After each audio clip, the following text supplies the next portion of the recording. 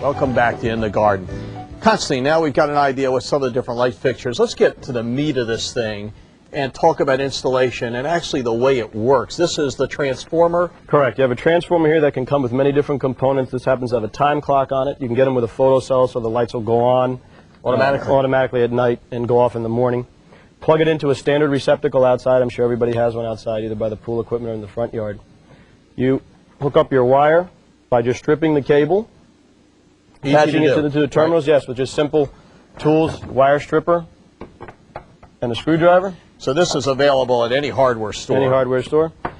Then the specific fixtures that are out now have actual connectors that attach the main cable to the fixture, but for demonstration purposes we'll just wire these up directly, and you can see this was actually the old way to do it. Yeah, I am plugged in and live right here. This was Constantine, how come you're not getting shocked to death here? Well, low voltage lighting, you can see this is on, is quite safe, and a lot of times you run the risk of having children and look out, and that's on, and that works, and your hair is still straight, and so is mine. So this, it's absolutely safe. That probably is the key. That's the number one low reason. Voltage lighting, which means you can get by hot tubs, swimming pools, waterfalls. I actually put lights in the waterfall to shine, and it really does a great job.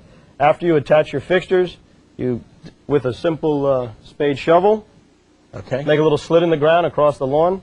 Or put it underneath the mulch. Or just push it underneath the mulch, just as long as it's out of sight, so it's not unsightly. So the installation is just so simple to do. I mean, show me that clip again and how that would work. The way the clip works, this happens to be a larger piece of cable. I'll hold this for you.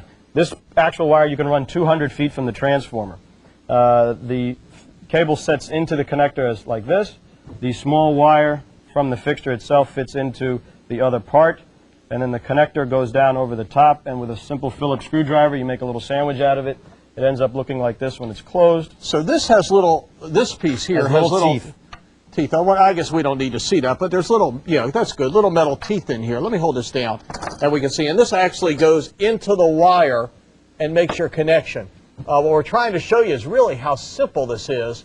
There's really no way to make a mistake. If you find that the light's not in the right place, you either move it or just take the screwdriver, unhook the connector, and move it down the line. So you can really customize a project, and even if you're not familiar with how many lights you might need, you can't make a mistake because you can just add them and subtract them. So the first thing you would do, let me just sort of go back. We put the transformer in, we plug it in. Right. Okay, we run our lines. Okay. Then we start putting the fixtures where we want them. Correct. We hook them up, and then we know automatically if they work or don't work. You try and hook up a regular, what is it, 220, 110? 110. 110 line, you're going to look like a Christmas tree. The only thing you have to make sure is when you purchase your transformer, purchase it a little larger than you need it to be.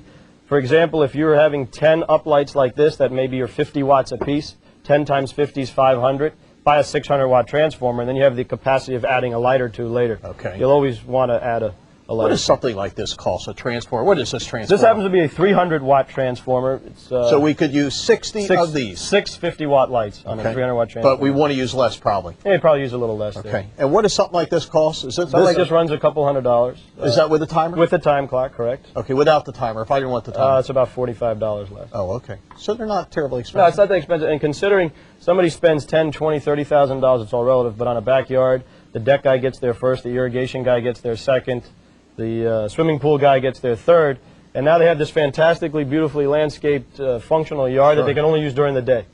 And there's some better fixtures now. Speaking of decks, a lot of times you only have 2 big floodlights at the corner of your house shining down on a deck. They make some new lights here that fit right on a 4x4.